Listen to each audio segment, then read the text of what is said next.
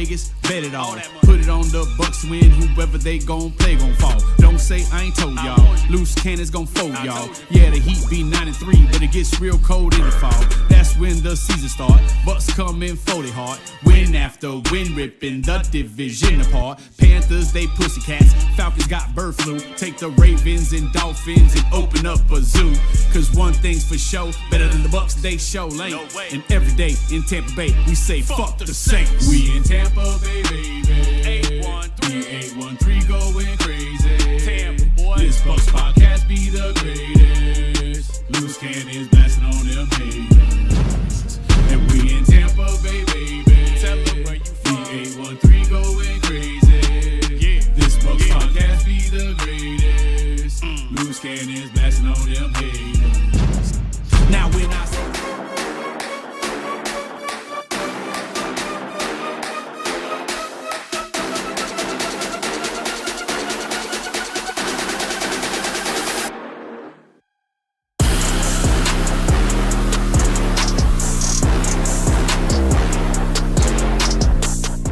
What is up, Bucs Nation? It is Monday, December 22nd, 2025, and you're watching the Loose Cannons Podcast. I am your host, the Samurai Ali, and I'm rocking solo tonight. I got the two interns. Okay, they're in the intern closet. I may or may not let them speak tonight. We will find out. I'm not in a fucking good mood, so probably not going to hear or see them. Who knows? Stank can't join us tonight.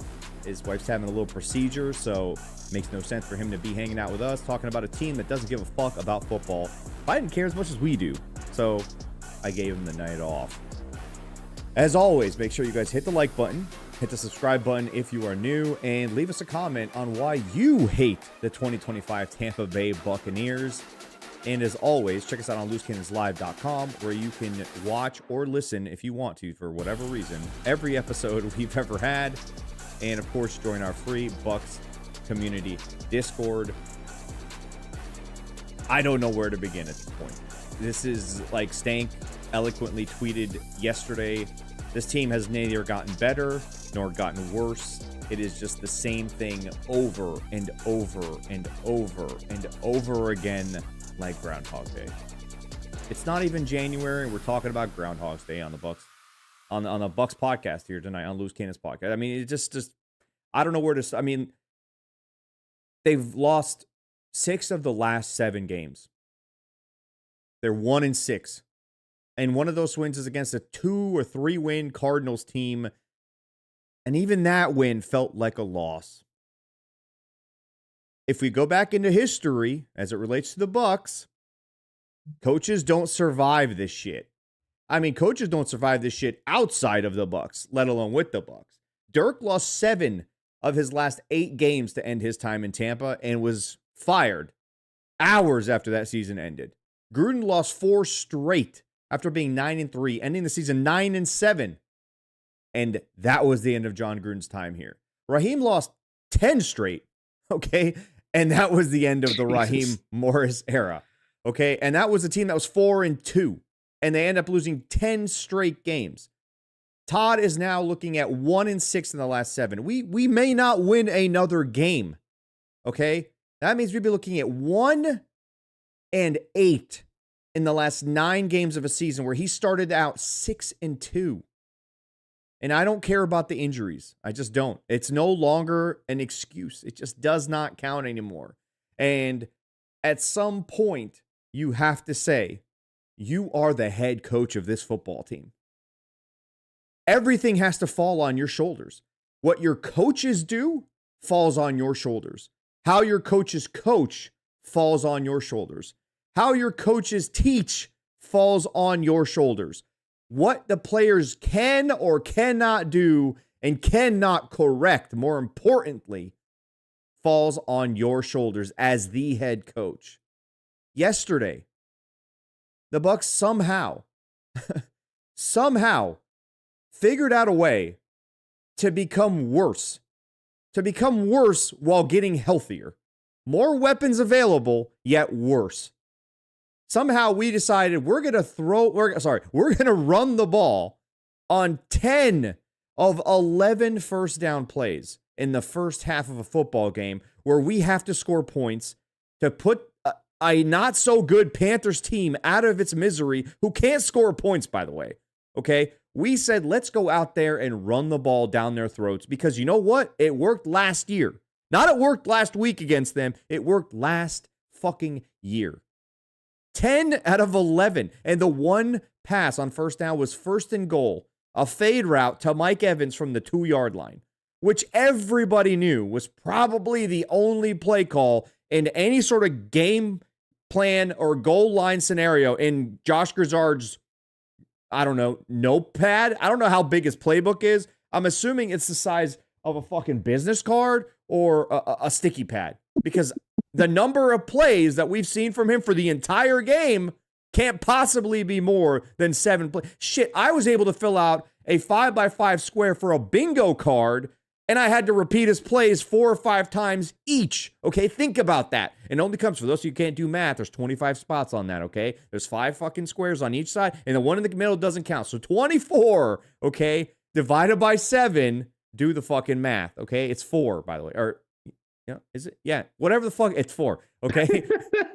But, like, it's 6, by the way. It doesn't make any fucking sense how this could possibly be. How did we get to this point? Okay, and I'm going to talk about the defense, okay? And I don't think they played terrible yesterday, but there were moments situationally that made no fucking sense last night or yesterday. I don't even know when the fuck the game happened. That's how fucking just annoyed I am with this whole fucking team, okay? Think about this, okay? On top of the 10 out of 11, let's talk about, the entire game. 17 of 22. 17 of 22 first down plays were runs. Can you tell me how you decide that you just want to become more predictable? How is that possible? How is a team that suffers from miscommunication errors on both sides of the ball, by the way, how a team that suffers with so many communication errors, believe it or not, on offense more than defense, which is insane to say because of the option routes they have built into this stupid fucking system, somehow is easy to predict. Somehow it's easy to defend. 17 out of 22 first downs being a run right up the middle, by the way, with your small running back up the gut on a bad center, by the way, who now looks like he's the worst center grade-wise in the entire NFL. And 2 backup guards who don't know how to play football.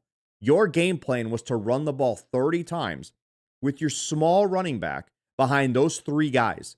And you know what? The other 2 running backs, they get 2 carries, maybe 3 if they're lucky, the whole rest of the day. Now let's talk about those wide receivers we're so happy about.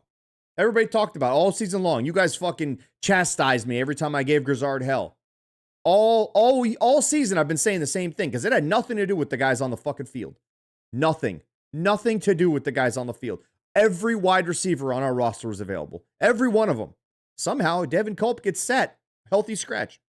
Because we want to put in a tight end that can't catch or block. Great. Real fucking smart use of personnel there, guys. But let's focus on the wide receivers. Somehow, their one wide receiver had more targets, catches, and yards than our entire fucking wide receiving core, who I was told was the reason Josh Grizzard can't call plays. He doesn't have his guys. Fuck Josh Grizzard. Okay, fuck him.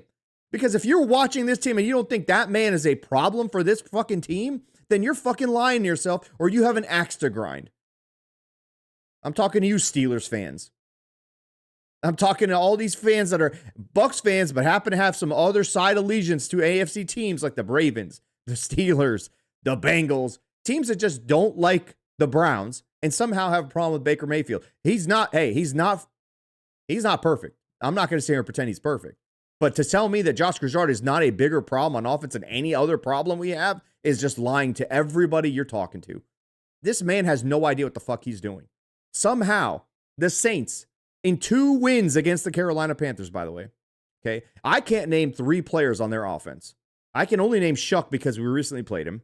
I believe they have Chris Olave, and I believe they have Kamara. He may not even be playing, so I may not even have that correct. In the 2 wins they have against Carolina, they had 15 pass plays of 15 plus yards. 15. An offense, by the way, that cannot move the ball. A terrible fucking offense with the Saints. And the Bucs on Sunday had won. The Bucs had won. They had Emeka, Mike Evans, Chris Godwin, Jalen McMillan, Tez Johnson, Rashad White, Bucky Irving. You could throw Kate Otten in there, I guess, if you want to, okay? And Sean Tucker. And we managed one play of 15 yards or more. One play. We couldn't score. We couldn't do anything. We couldn't do anything on offense. And Todd Bowles will sit there and fucking lie to us right to our face and post-game press. We could do everything we wanted because we ran the ball 30 times. Just this coaching staff has a broken football team, and they are not equipped to fix it. That's all it comes down to, guys. The excuses for Josh Grizzard are gone. There's nothing that I can explain to anybody when it comes to watching this offense. Baker has to make plays in spite of his offensive coordinator. The offensive line has no chance to even look somewhat serviceable because of the schemes we run. The running backs have no chance most of the time. Bucky Irving just came back from injury, and somehow we want to run him into the ground yet again. He has not averaged 4 yards a carry in any game since his return. Okay? He does not look that good. And you know what? Some of that's offensive line. Some of that is just a little rust. Guy hasn't played a lot. And it's somewhat second-year stuff, trying to make a big play instead of taking what's there. Some of the stuff you saw from Rashad White when he was younger. But to not be able to understand how to use your personnel has been a problem all season long. And I've been saying it till I'm blue in the fucking face. Or in this case, pewter in the fucking face. And I don't know what else to say. Now let's talk about the defense. Actually, no, I'm not actually done with the offense. Let's talk about the last 2 minutes of the first fucking half. Let's talk about... Oh, that's not correct, Sammer. Rashad White had run play of 20-something yards, I believe. Then Baker had... I said 15-plus pass plays. I'm sorry. Pass plays of 15-plus yards for somebody in the chat. I don't know who it was. Either way, okay? Let's talk about the last 2 minutes of the first half. When you decide to defer the kickoff, that means you want the ball before the end of the half because you want to double dip. And your point of doing that is because you want to score points. The time does not matter. The Bucs deferred. They ended up exactly where they wanted to be. And what did they do? They were more concerned with running clock than actually moving the ball down the field. Instead of attacking and going down the field, we somehow go 3 and out, waste little to no time, punt the ball back to the Panthers, and somehow the Panthers actually gained yards, by the way, from when they punted to us on the previous possession. So not only did we not score points, we didn't move the ball, and they actually had a net gain of 15 yards on the entire exchange of the two possessions as the Panthers.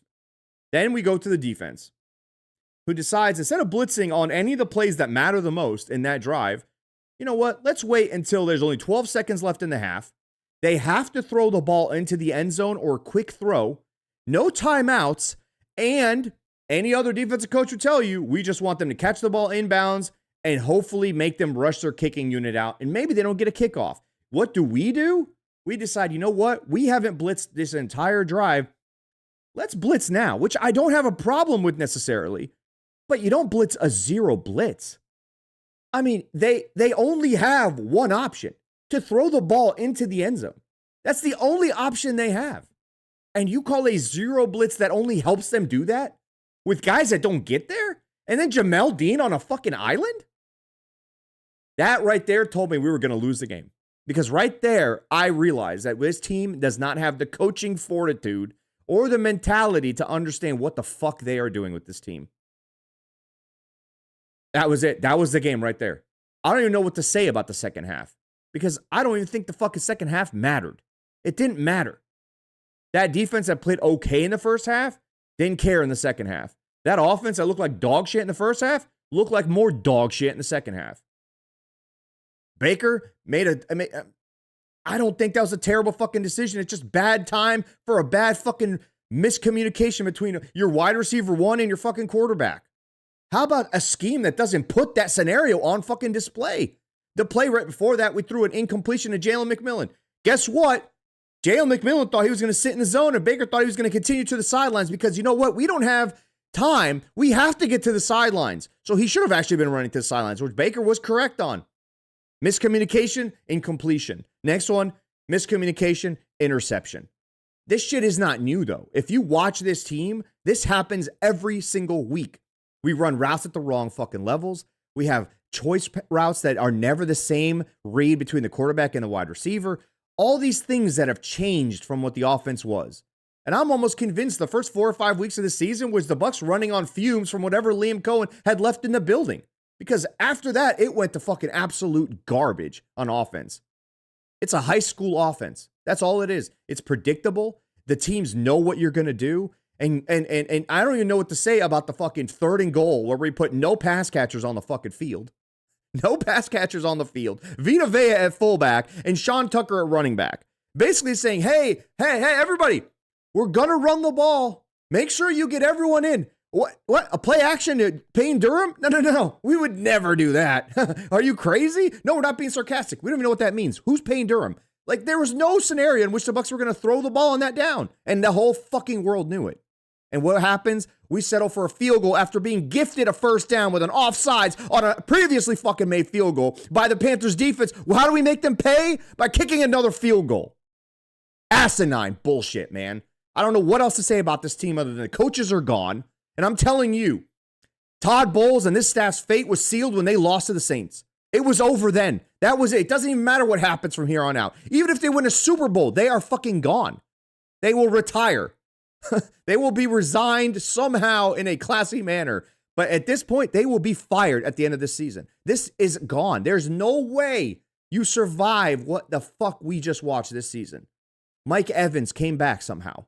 Jalen McMillan almost died or was paralyzed. He's back. Chris Godwin has returned to form. Emeka Egbuka looked like the offensive rookie of the year, possibly offensive player of the year in the first 3-4 weeks of the season. Sean Tucker emerged even more. Rachaad White has done his job. Bucky Irving even coming back from his injury. Not like everything is there. And the Bucs have somehow figured out a way to get worse.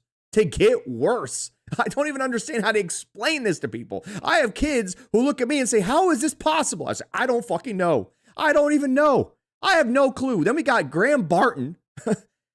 He's a bust. I love you, Jace, but he's a fucking bust.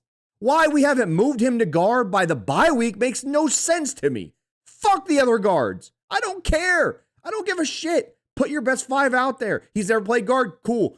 Look, I'm gonna be honest. It doesn't look like he's fucking played center either. So, I mean, there are plays where he didn't snap the ball when he was supposed to. And for the love of God, can someone explain to me, why is it that our offense gets to the line of scrimmage with like 9 seconds left before we have to snap the ball? What advantage do you have as an offense or a quarterback to be able to set up the defense, to be able to make an audible, maybe make a check, which obviously we don't have built into this system, by the way, to be able to go in with a hard count, to be able to move guys around, because all you do is run to the line of scrimmage and you're snapping the ball exactly at 0. And what does that do for a defensive line? They just have to watch the clock. They don't have to watch the snap of the ball. You know how easy it is to rush a snap and get over that line just in time and beat the snap when you're playing with the fucking shot clock and not the fucking voice of the quarterback? There's no advantage built into this offense whatsoever, which is crazy to say because of the weapons I just listed off. Somehow we are disadvantaged. We can't do this. We can't do that. And you know what? All of that, it's on Todd Bowles. The ineptitude of this team falling apart. His voice has clearly gone stale. It's the wife you've been married to for 13 years who you no longer hear when she bitches about you not taking out the fucking garbage, okay? It just, you no longer hear her. You either tell her to get fucking lost or you live out the rest of your days in fucking silence. And you know what? I take the silence. Actually, we're living it. So I'm sorry. We haven't told her to fuck off yet. So all of this, some of it is player execution. We're not going to pretend it's all coaching, but at some point you have to say, why are they no longer executing? How can you not fix this? How are you not able to get them to understand or get through to them? It's pretty obvious to me, man. Time to go. And I love Todd Bowles. I'm a friend of Todd Bowles. And I have to stand up here and say this shit. And I'm not even fucking torn about it. He has to go. We have to get younger. We have to get more innovative. Nothing of this team screams innovation. Nothing gives us an advantage when we are not an advantage. Watch McVay. Guy loses guards, tackles, running backs, wide receivers, tight end. Doesn't matter. He figures it out. Okay, I obviously he's on a different fucking level and a different planet, a different fucking galaxy than Josh Grizzard, who will never be an offensive coordinator in this NFL ever again. I'll put money on that. Then you look at Shanahan. With all his success, he's somehow possibly the coach of the year. Nobody on that team is healthy. He's lost a quarterback for 8 weeks. He had Mac Jones at quarterback. He hasn't had a single starting wide receiver. He had his tight end out. He has his fucking star running back out. He has offensive linemen out. He doesn't have a defense. He's lost Fred Warner. He's lost Kittle. All of these, and yet here they are, possibly playing for first place in the entire NFC. Somehow the Bucs beat this team, by the way. Okay, again, not sure how the fuck that's happened. But all of these things have all played out in the oddest season, and somehow, fittingly, because it is the 50th anniversary of this franchise, and we have somehow managed to cram every feeling from those fucking 50 years, minus the fucking Super Bowls, into one season, which still isn't even over. Somehow we've managed to jam-pack every bullshit feeling from every one of those seasons. We've gone through the Raheem Morris era somehow. We've gone through Greg Schiano. We've gone through Dirk Cutter. We've gone through every era but the Gruden and BA winning, Super Bowl winning eras, or season, sorry, in this one season alone. So you know what? People say, hey, it's the 50th season. How are we going to end it? We've done the 50 seasons pretty fucking well, honestly. We've done them justice because this team is fucking embarrassing. And now here we are looking up at the Carolina Panthers, who are not a better team than us. They're not a better team than, I can't name 10 teams that they are better than in the NFL. And you know what? The Bucs are in that mix too. I don't think I can name 10 teams that we are better than. I don't know what else to fucking say. I haven't introduced the interns whatsoever tonight. I had a lot to get off my fucking chest, obviously, for like 20 straight minutes there.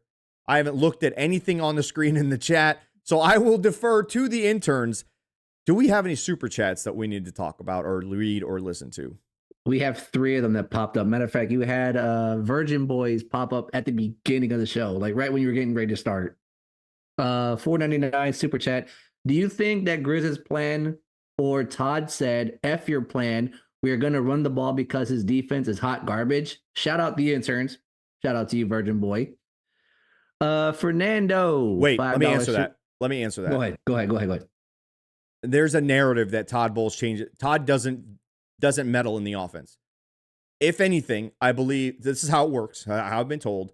The offensive play caller goes in, comes up with a game plan, and presents it to the coach. Coach can then make notes and change things or allow him to do it. Obviously, yesterday, they were trying to keep the defense off the field, which makes sense. But there is no way in hell you have all these wide receivers and you have all these weapons back. And Todd Bowles, who's been on record saying, I want to score points, I just don't believe it. And we've asked him this point blank, off the air, on the air. He said the same thing. He does not get in between. He learned his lesson in New York, is what I've been told. And Jason does not let him touch the offensive side of the ball. He does not let him. Okay, I'm telling you guys this. So what we saw yesterday was just 2 guys who decided to overthink things and not just do what's obviously the easiest way down the... Throw the ball to your fucking weapons. That's all I can say. You guys can disagree, obviously, but whatever. Izzy, continue, or one of you guys. I don't know how many super chats I've missed. I'm so sorry. Thank you for the super chat, though. No, you're good. You're good. So we got Fernando with a $5 super chat. Brady on Shaq's podcast said he liked Belichick being the ass because he didn't have to be. When Brady retired, players were tired of him being the ass. Yeah. And then... This is Lalter, 1988. That's what it says. Yeah. $9, basically a $10 super chat. Love the team. Have not missed watching a game since the 2009 season, but this team and coaching appears to be in Cancun for the last 8 weeks. So I'm taking my kids to San Diego for the weekend. Awesome. Good job. I don't blame you. And makes sense. Yeah. I don't blame you one bit. Is there more? No, those are all of them. Izzy just wants to say something. He has something important to say. All right, Izzy. I mean, I'll give you 30 seconds. Appreciate it. Thank you, sir. Long story short, I don't understand. The play calling did not make sense. How is it that Bryce Young had 10 more passing attempts than Baker Mayfield? Baker ended the half with 60 yards passing? Yeah. And Mecca had 2 targets, 1 reception for 40 yards. Mike was held under 50 yards. along with Chris, we had over 35, 36 rushing attempts, over 150 yards rushing. And it boggles my mind that on Friday, this team put out the injury designation notification. We had nobody on the injury designation. Nobody was hurt. All of our receivers were ready to go. I just said that, Dizzy. I know. I'm just like, no, I know. I get that. But it just is boggling my mind. Like, there was no. There's no way to explain it. There's no way to explain it. None. It just doesn't make sense. What it tells me is that there is a coaching staff that does not know what to do at this point. They're in over their heads. Josh Grisard is in over his head. Todd Bowles' messaging no longer works. The scheme no longer works. It just, the guys on both sides of the ball are playing and obeying, what they're being told to do, but not actually believing it. Levante David, love him. Hall of Famer, legendary Buccaneer. One of the most prideful players I've ever had a chance of watching as a Bucs fan. But man, he's done. He's just not. He's either injured or, you know what? Father Time's undefeated. He just does not look like I don't want to say he doesn't care, but he doesn't look like he can do it anymore. He just can't. And you know what? Maybe if he had other linebackers around him and a really good pass rush and a secondary that really got after the ball and a scheme that kind of accentuated aggression, maybe he's serviceable and he can hide some of those deficiencies. But when he's got to be the first guy to go get the running back out of the backfield, he's just not the guy anymore, man. He's just not the guy. And it is what it is. And Andrew 808, $9.99 super chat. Andrew 08, sorry. Jason is to blame for a lot of these issues. Look at the major failures in the draft in the past 5 years. He had a chance to pay Liam and make him head coach. Nope, we keep Todd. Bum-ass Trevor Lawrence looks like an MVP. I don't know how to answer all these things about Liam. The Bucs wanted to keep Liam. Clearly. They basically let him name his price, and they agreed behind closed doors. He was getting paid more than Todd. He was going to be the heir apparent. But they just were not ready to give it to him after only 1 year. On top of that, the optics of firing your head coach after winning the NFC South yet again, the guys rallying, and the guys in the locker room really wanted Todd to stay. They really liked Todd. And so that's a tough sell. That's tough. And they knew what they had, and they did everything they could to try to keep him. Other than firing their head coach, which, again, I don't think I've ever seen a head coach win a division and get fired for the guy who he's in charge of. I don't think I've ever seen that happen. So that would have been the first time ever to see something like that happen. I don't think the Bucs were ready to do that. And you know what? We can all look back, hindsight 2020, and say all this. It's going to fucking happen, man. It happens all the time. You lose coaches sometimes. Can somebody tell me who our defensive coordinator would have been on this team? What this team would have looked like with these guys playing defense? These guys aren't good enough on defense. I named in a tweet last week that maybe 4 or 5 guys on the entire 11 should stay from this defense. And 2 of them are kind of iffy. And I love Kalijah Cansey, but you could say he shouldn't be here because he can't stay healthy. And Yaya Diaby, are you ever going to get over that hump? Are you ever going to get there half a second quicker and make a sack? Are you ever going to add a spin move? How do we all have just bull rushing pass rushers? Again, some of that is effort, some of that is talent, some of that is execution. But man, I'm not going to sit here and pretend like we have some all-star defense if we would have just kept one guy in our head coaching staff. Oh shit! Stank Bastard just popped up. Stank Bastard 669 super chat. Is Josh Grisard producing the show today? Where's Stank? Where's Poppy? Where's the talent? You guys, you know what? You guys quit. That's what it is. You guys have quit. Your effort gone down the toilet.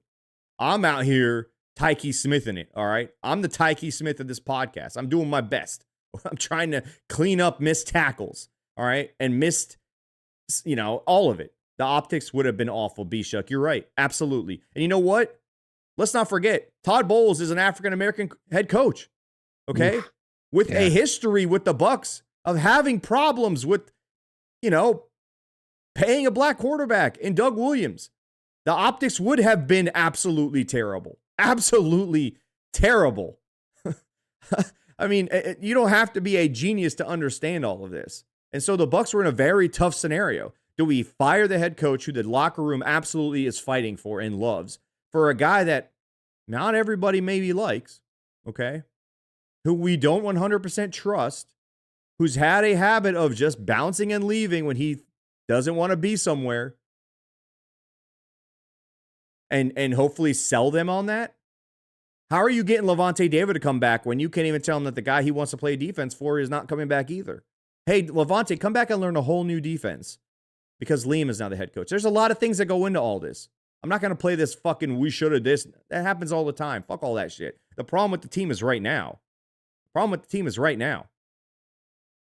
King Cook, Baker sucks. You can have your opinion, man. It's fine. But if you watch any of the all 22 from the quarterback angle, there's a lot of shit there's no way Baker can see.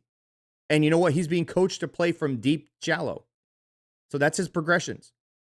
It's asinine to say we're going to go into 6-step drops and run go routes behind this offensive line and hope that by the 6th step or the top of his, hitch as a quarterback that he's still going to have time to throw that ball when he clearly doesn't. We don't have a single hot route built into this offense. We don't have a bootleg. We didn't call play action until the first fucking play of the second half, and it was a pass to Tez Johnson 3 yards behind the line of scrimmage. Okay? That was the first play action we called yesterday after running the ball well, by the way, in the first half. So if you want to be old school and say you can't call play action unless the run works, which is not true, by the way, but let's just say you are that dumb, then you know what? The first half would have been an ideal scenario for Josh Grizzard to call play action, right? But I'm pretty sure his little notepad doesn't have, it doesn't have play action on it. It's not big enough for the word play action. I think he's using like I don't know what those guys are called, stenographers, I believe. The ones who type at courthouses, they have a tiny keyboard that's only got like 12 letters on it, and they have to basically type in short form. That's pretty much what his playbook is made out of. Okay, so come on. Rendax, $5 super chat. Name one defensive player that has gotten better under Todd Bowles or his coaching staff. Jamel Dean, Carlton Davis, Zion McCollum, although he has regressed this year, which I think is a personal problem. Vita Vea has gotten better. Yaya Diaby has gotten a little bit better. I mean, Antoine's kind of gotten bored, it seems, or not being put in a position. But King Cook asked a good question. Well, why doesn't Baker override what Grizzard calls when the game is on the line? Somebody answer that for me about our franchise quarterback. I don't know if he's been told he can.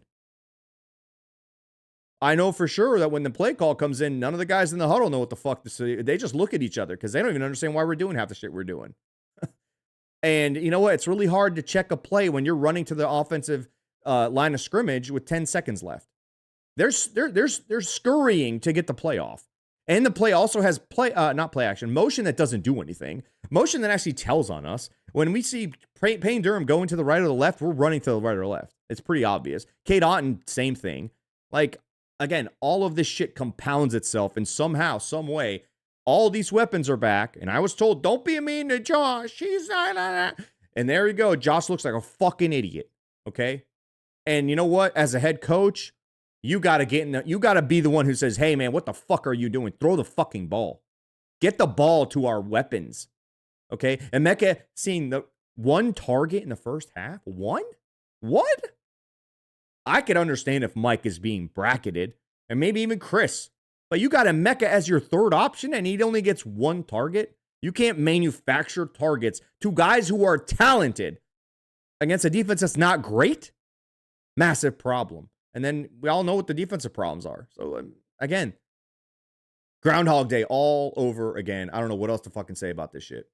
Baker shouldn't have to be told he can change plays. Great QBs make the call regardless of the fact that we all know this. That's not true, King. It's just not true.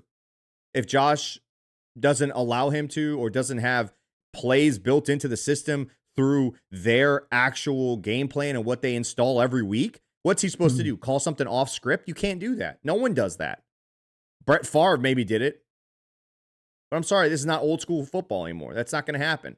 And last thing you need is the guy who's trying to get a new contract going out there and rubbing coaches the wrong way. Too much shit at play here. I don't know what else to say. Kate Otten needs to be a Falcon next year. I'm done with that guy. He's been a Falcon as far as I'm concerned. He just gives the ball to the opponent anyway. Double agent.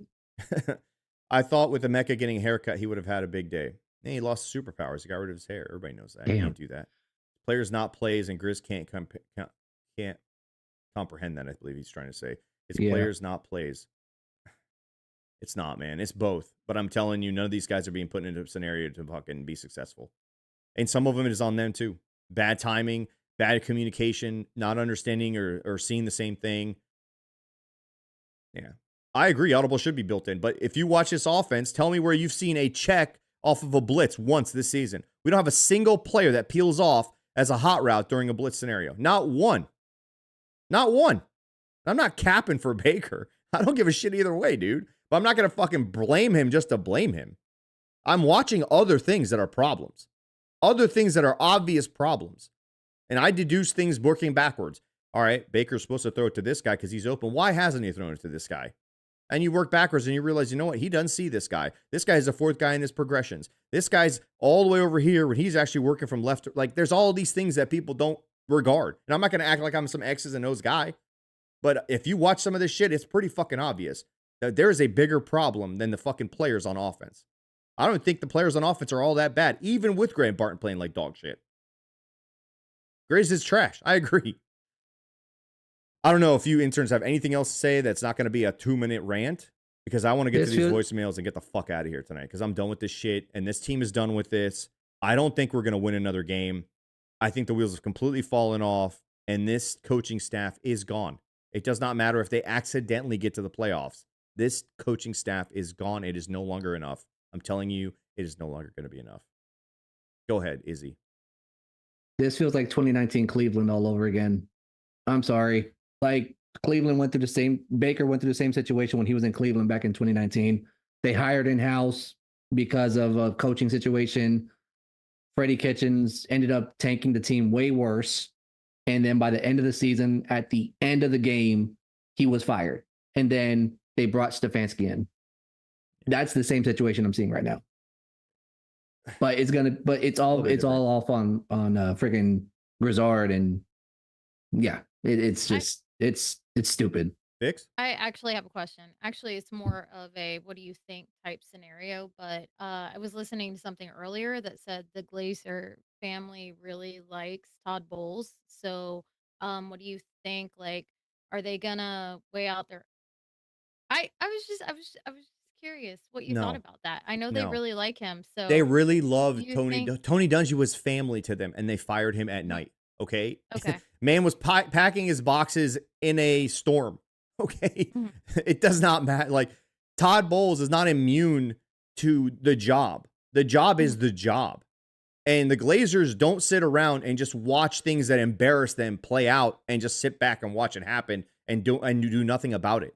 Tony Dungy brought the Bucs back from dead and basically was the reason that we even have the defense that we had in the Super Bowl with John Gruden. And he was fired.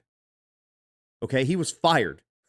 Okay. Like, that tells me enough. If you watch the 50 season documentary, they don't value the relationship over their job. They understand how to separate those two things. Tony Dungy is still family to them, but they had to fire him because of the job. Same thing's going to happen to Todd Bowles. They love and respect Todd Bowles.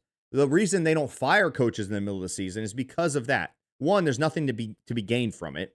And two, they don't believe in the embarrassment or the, I don't know, just the disrespect that it sends when you fire a guy like that, or fire any guy in the middle of the season. They just don't operate that way. They want to be respectful. They want to be courteous, let you finish out the season, and then fire you, in a respectful manner, because they do value the relationships that they have built. Even Greg Schiano, they still have a relationship with him, and nobody liked that motherfucker. So I think they respect Todd Bowles too much to have fired him in the regular season, and I don't think that what he's done here is going to overweigh or outweigh what he's done in the last 2 seasons in terms of just not meeting potential. Last year he had excuses. This year, I just wanted to cover it because it's been places, so I wanted you to get your opinion out there. There was somebody that asked, like, who would you consider as a head coach with everything Wait. happening. Tony Tagus says, I disagree, Sammer, which you're allowed to do that. You're a friend of the pod. There is something to be gained by firing your head coach. There's nothing to be. Who's going to run this team if you fire Todd Bowles? Josh Grizzard? Which assistant head coach is going to come in here, take over the reins, and make a difference? Accountability, blah, blah, blah. The accountability is up to, I don't know, I froze. The accountability is up to the head coach. Yeah, I don't know why. The accountability is up to the head coach. Oh, no. What's going on? Oh, okay. The accountability is up to the head coach to establish across the team. That's not the owner's job. That's not Jason Light's job. That's a locker room and head coach scenario. Head coach creates accountability for his coaches and holds his players accountable. The other players, the captains more importantly, hold the rest of that team accountable. Vita Vea, captain. Levante David, captain. Antoine Winfield Jr., captain. Tristan Wirfs, captain. I believe Mike Evans, captain. Chris Godwin, possibly captain this year. I don't remember, but I know he was captain years past. All those guys are supposed to hold the other players accountable. You're not holding your head coach accountable and that trickling down when you fire the head coach to the rest of the team because the owner stepped in and fired the head coach. That doesn't mean shit. That just means, oh shit, I guess we're all going to be looking for jobs possibly. Sammer, I hate to interrupt you, but they say there's no sound now. Oh well. Not that they can hear me interrupting you. It's working on my end. I don't know. No sound. It says everyone can hear me. Game over. Listen, I don't know what's going on here. I don't. Our pod is failing like the Bucs are failing. Yeah, everyone can hear. No. Oh well. When the head coach fails to hold assistants and players accountable, he needs to go. Tony, he will be gone. But firing him in the middle of the season, again, does not create the accountability that you're talking about. So, again, it doesn't really accomplish anything. Why is everybody not hearing you? I can hear everybody. Yeah, we can hear. Sound is fine. I got audio. All right. Yeah, whatever. I got audio. I just checked. All right, let's do these voicemails. I don't know what else to say about this team. I'm pretty annoyed with the whole thing. It's just, yeah, I don't know. We had a really hot start, and I thought it was just fine. So I blame Josh Grizzard for my sound. Me too. And you know what? I don't know if anyone in the chat has asked this. Baker Mayfield was trying to get an extension this past offseason. I would not be against making him play this coming year without one. Only because you have to figure out if he's going to fit with whoever your new offensive coordinator is before you give him that money. Because we've seen what he did with Liam. We saw what he didn't do very well with Dave Canales. Which of those guys is actually Baker? I think it's more of what we saw with Liam. But we got to make sure that he and this new offensive coordinator are actually able to put results on the table and not just like each other and agree with their concepts and all that kind of stuff. So I would not hate the idea of making him play. Now, will he play and not hold out? I don't know. Lots of teams will pay guys. So it won't be like he'll be, short of finding a job in any scenario. But if you believe that, then what value does keeping a lame duck around give you? What value does it? You're not going to win the Super Bowl by firing him. So again, what are you changing? I get what you're saying, Tony, but you can still reset the accountability by firing him at the end of the year. It doesn't make any sense otherwise. Does it enable horseshit football? I've been watching since the fire. No, man, that's not what happens. Firing the head coach doesn't make. How many teams have fired head coaches and look better now? Come on, man. That's not real. I love you, Tony, but come on. We're just going to have to agree not to fucking agree on that one. Or agree to disagree. The new head coach needs some flexibility at the head. Yeah, you can see. We'll see how that plays out. Let's do these voicemails. Fuck all this shit. I'm ready to go home. All right. You are home. You know what I mean? Away from the Bucs. Yeah. Caleb left us a voicemail, and he says, Parks and Rec guy. It's embarrassing that I feel the need to do this. Not even at halftime. It's the Parks and Rec guy. What a joke. Josh Grizzard, man. I've said it. I've come on. Sammer said it. Stank's now seen it. Josh Grizzard is the biggest issue with this team. And I'm not even kidding. He's the worst offensive coordinator that I have watched on a competitive football team this season. That dude is atrocious. Wide receiver screen on 3rd and 13 that isn't operated correctly. The center has no idea what he's doing. Running the ball on 1st down, I think every drive. It's a joke. He is the worst offensive coordinator. The talent is clearly there. You've got good receivers. Baker looked on it early. Outside of the scripted plays that got you the first 7, it's been atrocious. The offensive coordinator is the weakest link. He is the worst play caller I have seen in my time watching football, like dedicated. He's terrible. He has no flow. The way he uses Bucky is criminal, man. Bucky looks awful. He looks like a bad football player right now because they use him wrong. They're using him like he's Derrick Henry.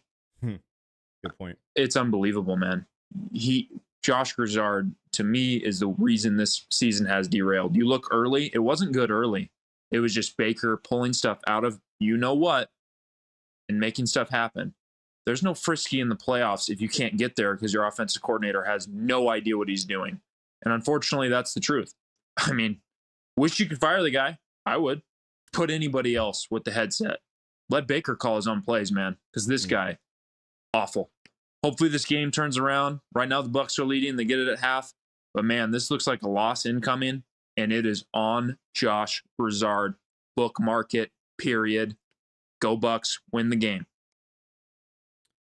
Yeah, I believe the Bucs were losing at halftime, by the way. So I'm not sure if he was watching the same game. Yeah, they were down 13-10. He said it was before halftime that he recorded it, not okay. at halftime. It was Yeah, before. he probably got really mad when he saw what we did in that 2-minute, time out there. Loose Cannons podcast. It's that Will Blake, Scottish guy, guaranteed human. Now, soccer is my first love, and there's a saying in soccer when the managers loses the dressing room and the players stop fighting for the manager. And I think that's where we are with Tampa Bay at the minute. Bowles and Glazer have lost the dressing room. And I think, sadly, regardless of what happens the rest of the season, it's time for these guys to go. No matter what we do the rest of the season, it's time for these guys to go. The organisation needs to move on, unfortunately. Anyway, what do you think about that? And listen, I'd like to say a Merry Christmas and a Happy New Year to everybody out there. Hope you have a great time. Have the best time ever, and except for K. Dotton. Bye-bye. The K. Dotton hate is just... Why is he so out of breath during that? It sounds like he's chopping wood or something. He's doing something Scottish, and I don't know what he's doing out there. He's walking a mile in the Scottish hills. All right, we got 2 minutes now of the Cody. Oh, Lord. I want to get this out of the way first. I want a boxing match with Josh Grizzard. I want one now. I want to hit this man so hard he forgets what a first down dive play even is. Get in line. In the words of Muhammad Ali, get there early because I never wanted to whoop a man so bad. Stank, you're a Bucs celebrity now. Hook me up. Get this for me. Get me in the ring with that pussy. That game plan yesterday was the worst I've ever seen. It deserves an ass whooping. Carolina's rushing defense is statistically better than their passing defense, and our game plan was to run the ball. Make that make sense. Mike Evans is a Carolina career killer.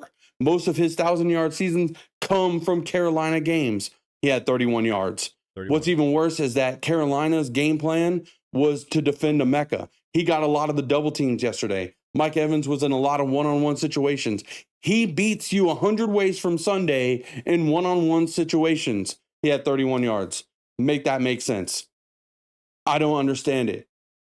2008 has always been my least favorite season of all time because we started out, 9-3, lost the last 4 games to miss the playoffs. This is even worse. I think this is going to take number 1 for me. None of it makes sense. I would rather get outplayed than outcoached, and that is what's going on right now. We're getting outcoached. It was Baker's fault. Stop saying it was Mike Evans. Watch the footage. His back is to Baker a good period of time while Baker still has the ball. Baker made a stupid, dumbass decision. Besides, you shouldn't be doing anticipatory throws in that situation anyway. Throw to the open man. Baker was a dumbass, and period. Stop defending him. But this was Josh Grizzard's fault. Whoop his ass. Get him off my team. He ran out of time. I think he was going to say fuck really loud. Okay, no, that was not Baker's fault. I'm sorry. It wasn't even close. Good evening, ladies and gentlemen. I stand here now, Mr. Walter Cronkite, to this morning in Dallas, Texas. Our beloved president, Mr. John Fitzgerald Kennedy, was assassinated by an unknown assailant who is still currently at large. One giant leap for man, one giant leap for... Hey, pal, you want to buy some 30-cent oil, take a dialing down there to the movie theater? We ask our lead guard to pull hard to the outside and kick out on the halfback, who's usually forcing out on the outside here. If you look at this player, we're trying to get here. He's a seal here and a seal here and trying to run this play in the alley. Damn, my head hurts.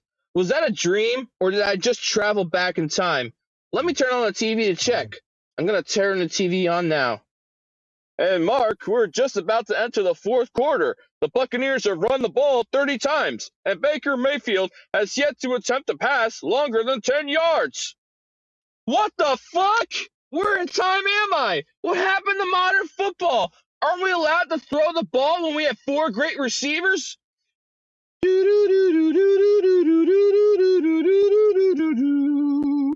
What you are about to see is the third dimension. A barren wasteland where all hope is gone. Here we see a football team, once rife with glory, now suffering the unintended consequences of dealing with the devil. They now find themselves stuck, unable to move, losing all sense of imagination or creativity. Because remember, if you make one wrong move, you may find yourself staying one extra night in the Twilight Zone. God, I love that one. Evan, you beauty.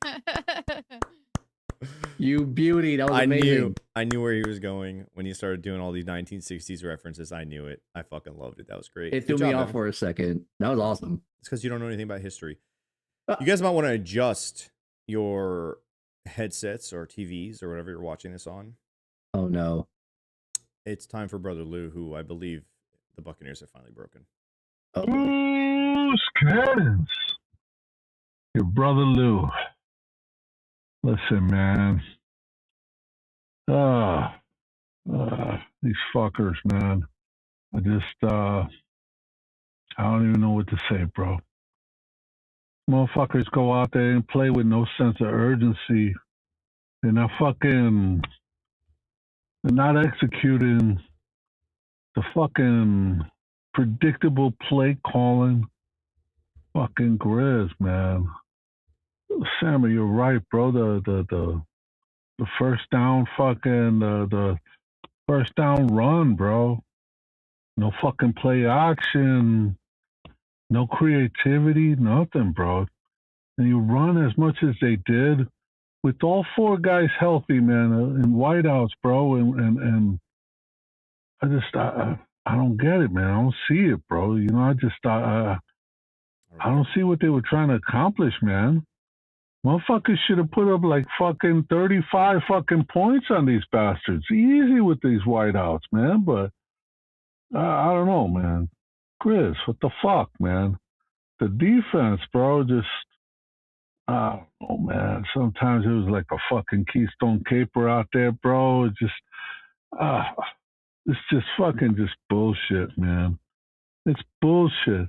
These fuckers, man, we were supposed to what? Fucking root for these motherfuckers, man, to go and win against Miami and fucking the Panthers? Is that expected, man?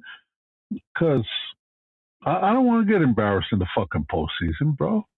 You know what I'm saying? The fucking Panthers go and do that, man. Fuck this shit, man. Motherfuckers. Fuck. Fuck. Good bad for Lou, man. Lou, you feel like we all feel. That Lou gets it. Lou, that I don't know. I'm with you, man.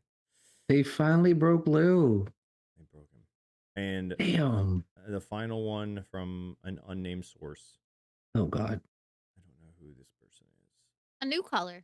a new caller possibly, or somebody who doesn't know how And to use no, our it is a website? new caller. Oh, we'll see.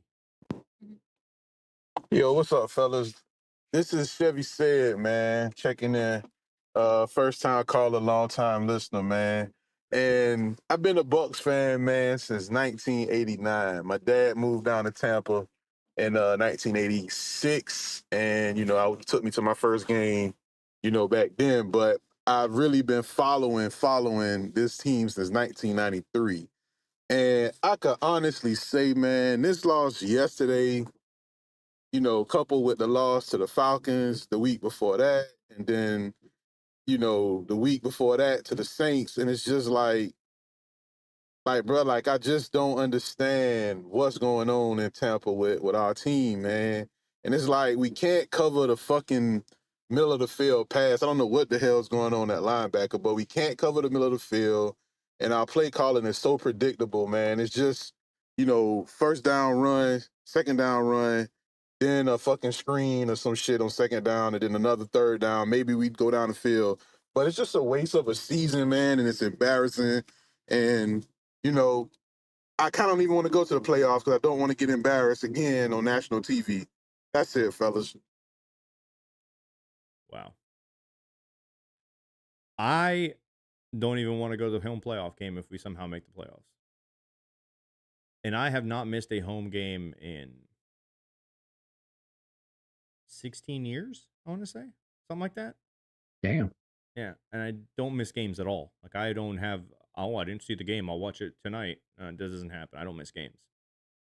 Haven't missed a game since 1999. I've missed one game, and that was the Doug Martin 300-yard explosion in Oakland against the Raiders, because I had to be at the hospital for something I'm not going to discuss. But that's the only game I've missed. So for me to say I am not going to go to a home playoff game, which, by the way, they've already charged my card for somehow.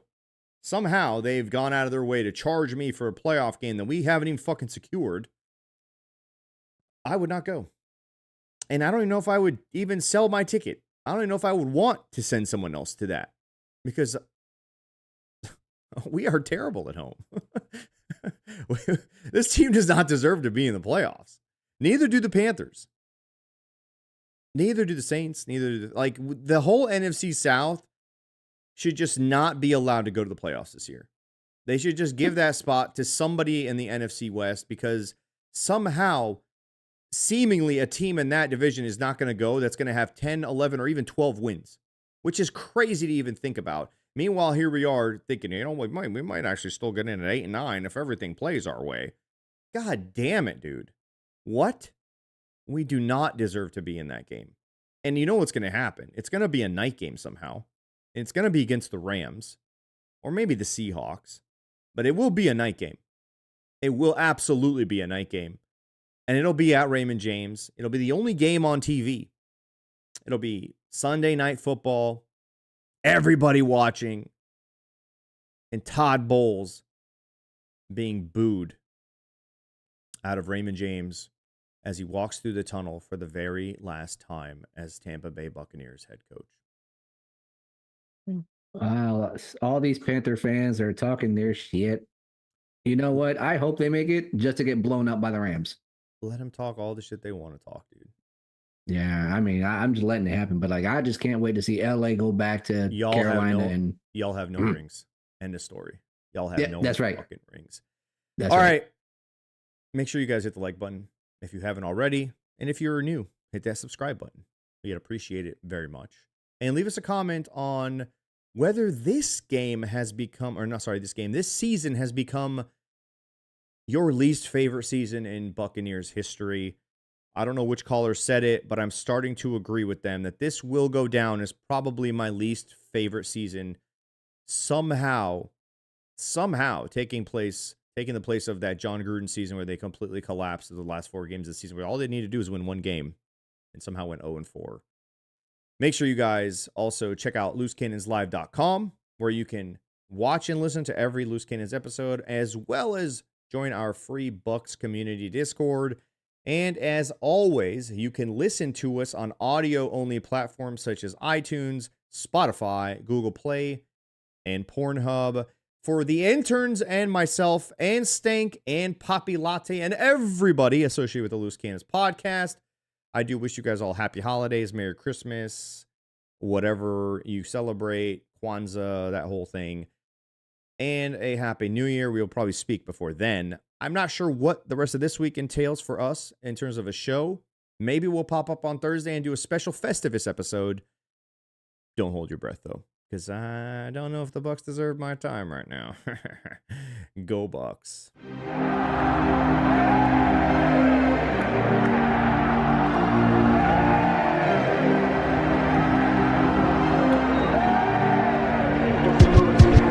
It's kickoff, set it off. Go to Vegas, bet it all. Put it on the Bucs win, whoever they gon' play gon' fall. Don't say I ain't told y'all. Loose cannons gon' fold y'all. Yeah, the Heat be 9-3, but it gets real cold in the fall. That's when the season start. Bucs come in 40 hard. Win after win, ripping the division apart. Panthers, they pussycats. Falcons got bird flu. Take the Ravens and Dolphins.